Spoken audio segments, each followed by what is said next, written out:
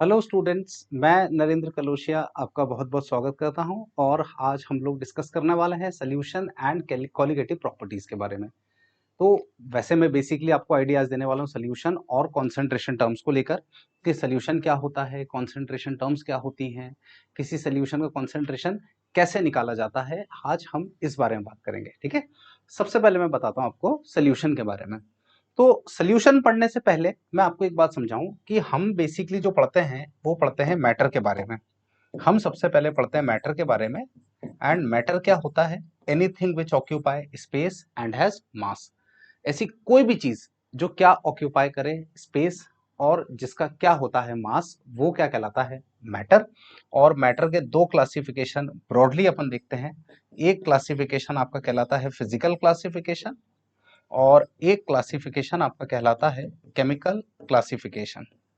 And chemical classification में आपके पास दो चीजें आती हैं। एक होते हैं प्योर सब्सटेंसेस, एक होते हैं आपके प्योर सब्सटेंसेस, है ना। एंड दूसरे जो होते हैं these are known as mixtures. एक होते हैं प्योर सब्सटेंसेस और एक होते हैं मिक्सचर्स। क्लियर? एंड मिक्सचर्स में आपके पास दो कैटेगरी आती है।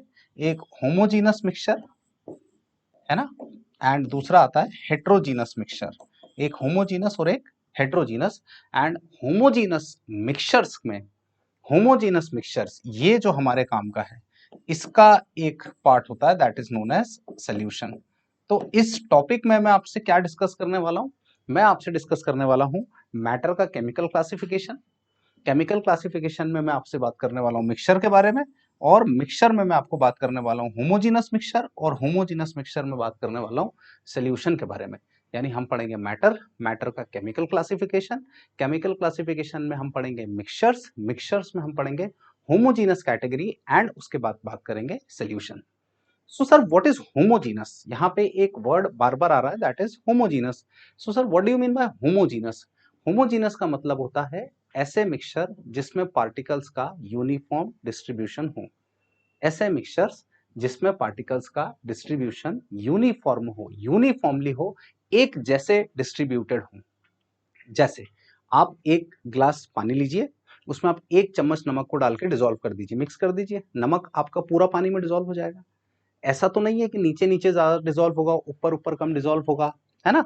नमक आपका पूरी तरीके से पानी में डिजोल्व हो जाएगा। आप एक चम्मच नमक और लीजिए, आप उसको भी पानी में डिजोल्व कीजिए, तो वो भी पूरी तरीके से डिजोल्व हो जाएगा। यानी आप पानी में नमक को डालें वो डिजोल्व हो जाएगा, एक लिमिट तक हो जाएगा। फिर आप उसको टेस्ट कीजिए। आप पूरा पानी टेस्ट करेंगे, आपको एक जैसा खारापन, पूरा पीना नहीं है, nobody is gonna drink that salted water, है ना, वो कोई नहीं पी पाएगा। बात समझे आप? वैसे ही आप एक ग्लास पानी लीजिए, उसमें आप ग्लूकोज मिला लीजिए, आप नींबू पानी बनाए, वो भी एक टाइप का सोल्यूशन है। तो सोल्यूशन बेसिकली मैं क्या कह रहा हूं कि जब दो या दो से ज्यादा कंपोनेंट आपस में किसी भी प्रपोर्शन में मिक्स हो जाए, किसी भी प्रपोर्शन में, यहां पर प्रपोर्शन का कोई लेना देना नहीं है, कोई ज्यादा मिक्स कर ले कोई कम मिक्स कर ले, मिक्सचर है ना, हम मिक्सचर पढ़ रहे हैं। कंपाउंड्स में प्रपोर्शन फिक्स होता है, मिक्सचर में कोई भी प्रपोर्शन फिक्स नहीं होता है। तो मिक्सचर पढ़ रहे हैं और हम उस मिक्सचर में जो मैं आपको कंपोनेंट आज समझा रहा हूं दैट इज नोन एज कौन सा मिक्सचर? Homogeneous mixture. यानी पार्टिकल्स का डिस्ट्रीब्यूशन कैसा होगा? यूनिफॉर्म। बात समझे? और वो केमिकली नॉन रिएक्टिंग होनी चाहिए। वो केमिकली कैसे होने चाहिए? Non reacting. We come across many type of solution that is solid, liquid, liquid, liquid और गैस। ठीक है, चलो। तो अभी क्या सीखा अपन ने? हम पढ़ रहे हैं मैटर का कौन सा कंपोजिशन? केमिकल कंपोजिशन, उसमें मिक्सचर और सोल्यूशन। ठीक है। नाउ जो सोल्यूशन होता है, जब अपन सोल्यूशन के बारे में बात करते हैं तो बेटा जो सोल्यूशन होता है वो दो चीजों से मिलकर बनता है ना। एक होता है सल्यूट और एक होता है सॉल्वेंट। एक होता है सल्यूट और एक क्या होता है?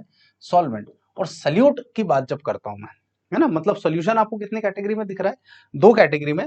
दो कैटेगरी में आपको कौन कौन सा? एक सल्यूट और एक solvent. And always remember, always remember कि आपका जो सल्यूट होगा और आपका जो सॉल्वेंट होगा, उन दोनों से मिलकर ही आपको जो मिलेगा वो क्या मिलेगा? सोल्यूशन। एक सल्यूट एक सॉल्वेंट, दोनों से मिलकर सोल्यूशन।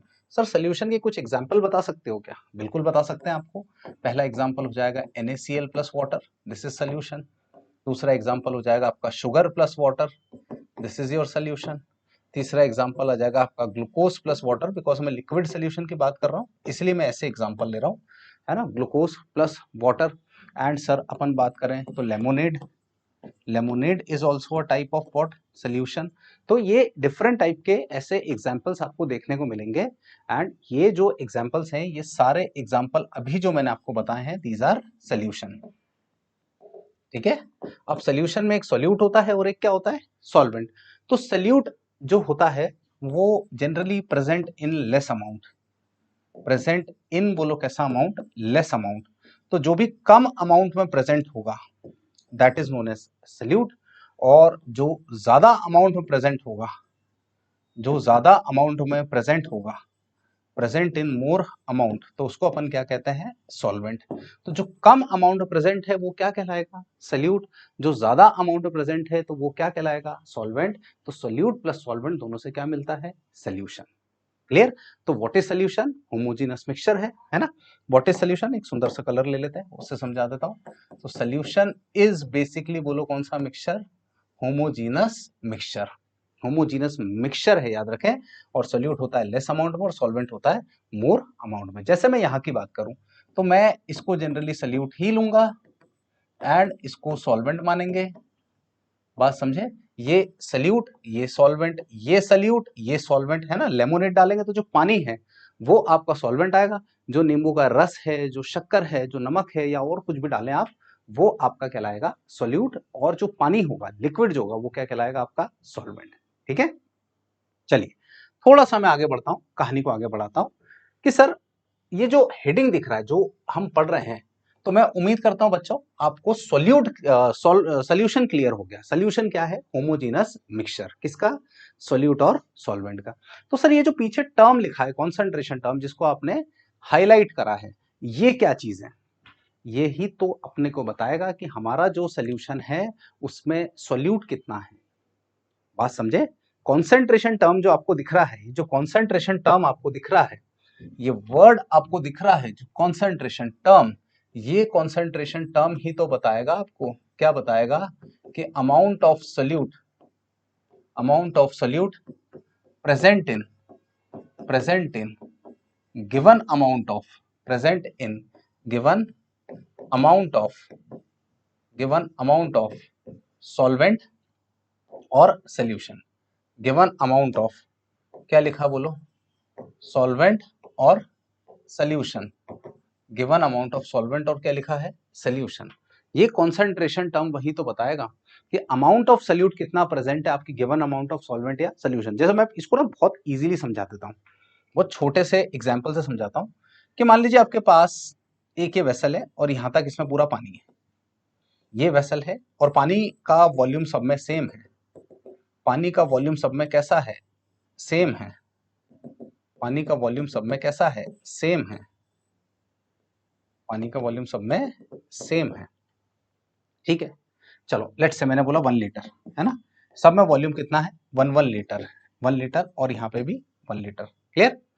अब मैंने क्या करा, मैंने यहाँ पे पुट करा NaCl, मतलब सॉल्ट डाला 1 स्पून, सॉल्ट मैंने डाला 1 स्पून, फिर यहाँ पे मैंने सॉल्ट डाला 2 स्पून, फिर यहाँ पे सॉल्ट मैंने मिलाया 3 स्पून, और यहाँ पे सॉल्ट मिलाया मैंने 4 स्पून। मतलब पहले मैंने, पहले वाला जो एग्जाम्पल था उसमें 1 चम्मच नमक डाला है, दूसरे वाले एग्जाम्पल में मैंने 2 चम्मच नमक डाला है, तीसरे वाले एग्जाम्पल में मैंने 3 चम्मच नमक डाला है, और चौथे में 4।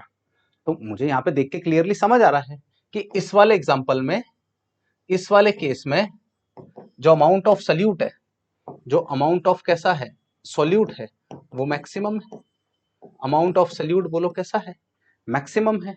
और यहाँ पे आप देखें, यहाँ पर आप देखें तो अमाउंट ऑफ सोल्यूट मिनिमम है, यहाँ पे आप देखें तो अमाउंट ऑफ सोल्यूट बोलो कैसा है, मिनिमम है।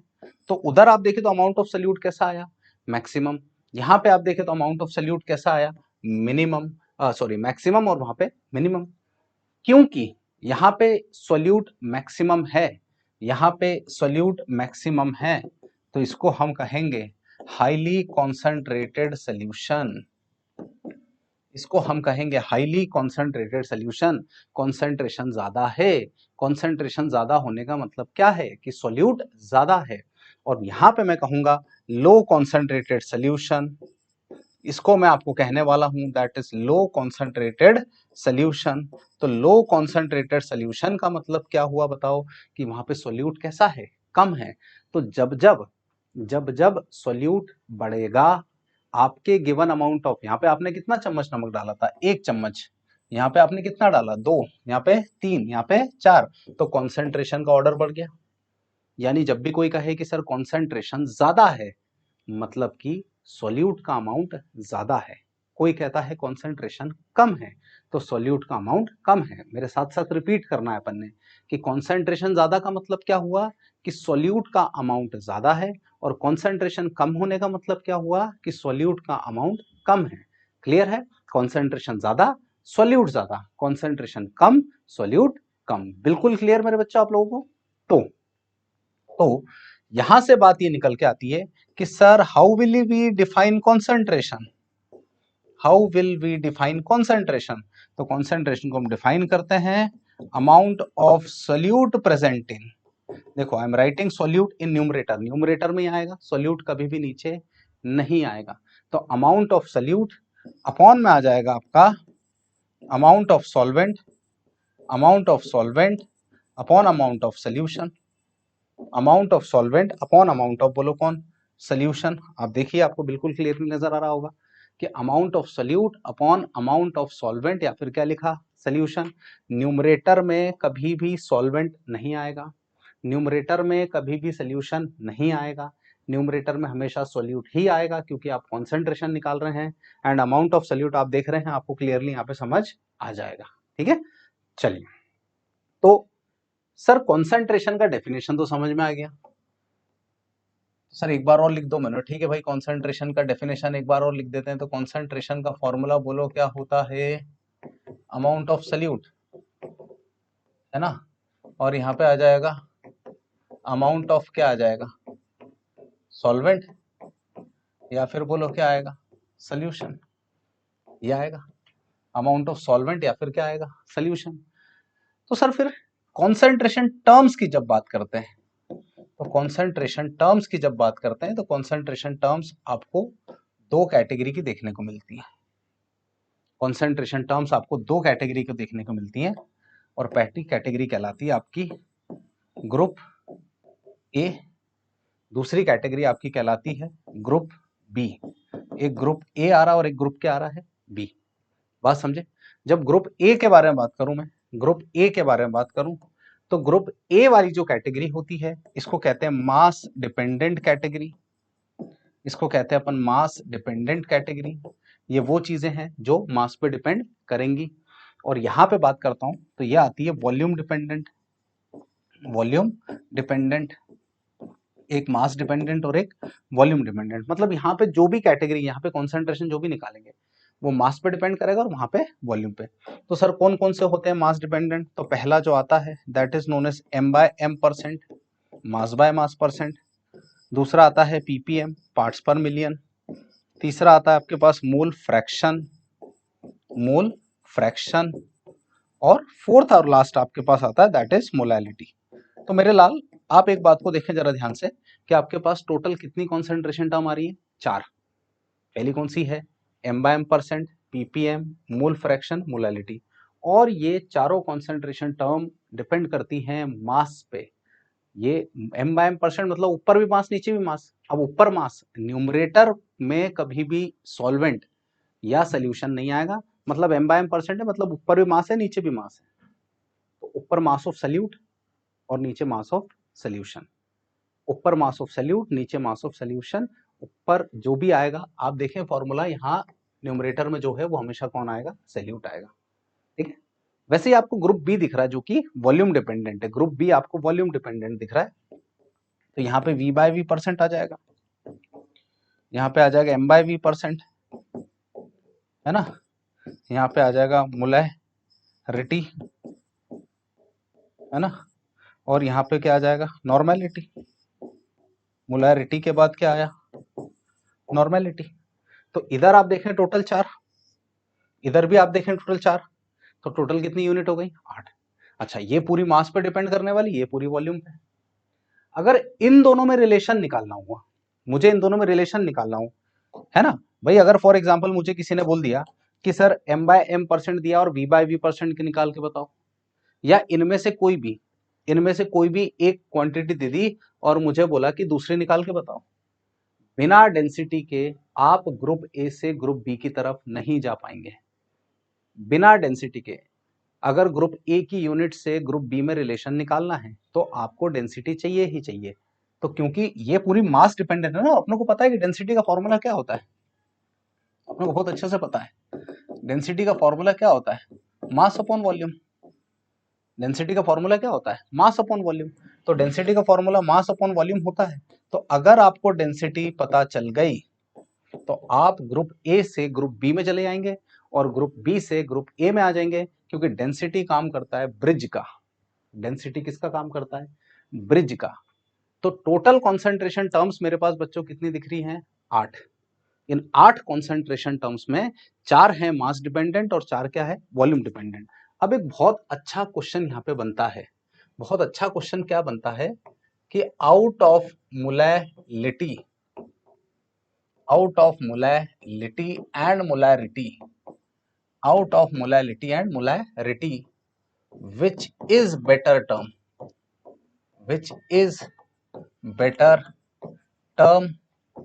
to express the concentration,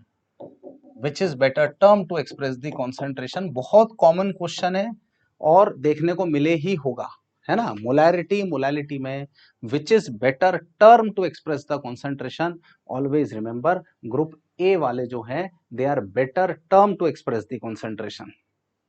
group A वाले जो हैं they are better term to express the concentration. Why it is, because मैं अभी अंदर खड़ा हूं, ठीक है, myself, this is myself, है ना, एंड मेरा वेट अभी 72 kg है। मैं खड़ा हूं, मेरा वेट अभी 72 kg, और इस कमरे का जो टेम्परेचर होगा लेट्स से वो 24 डिग्री सेंटीग्रेड है ना। कमरे का टेम्परेचर जो है वो 24 डिग्री सेंटीग्रेड है, या आप कोई और रेफरेंस ले सकते हैं। मान लीजिए मैं रूम से बाहर निकल के गया और रूम से बाहर निकल के गया तो वो हो गया 30 डिग्री सेंटीग्रेड। मैं अंदर खड़ा था, मेरा मास था 20, वेट था 72 डिग्री kg, और मैं बाहर गया, टेम्परेचर हो गया 30 डिग्री, तो मेरा मास क्या बदल जाएगा, नहीं बदलेगा, 72 का 72 ही रहेगा। लेकिन एक ब्रॉडली बात कर रहे हैं, लेकिन वॉल्यूम में चेंजेस आते हैं। मैं अपनी बात नहीं कर रहा हूं, मैं मोटा नहीं हो जाऊंगा, वॉल्यूम मतलब फूल नहीं जाऊंगा बाहर जाके। लेकिन आप केमिकल सब्सटेंसेस की बात करें, आप सॉलिड लिक्विड फेज की बात करें, तो टेम्परेचर को बढ़ाने से वॉल्यूम बढ़ता है। Gases expands on heating, liquid expands on heating, solid expands on heating. बर्फ को गर्म कर दो, पिघलेगा तो फैलेगा, पानी फैलेगा, ज्यादा वॉल्यूम घेरना चाहेगा।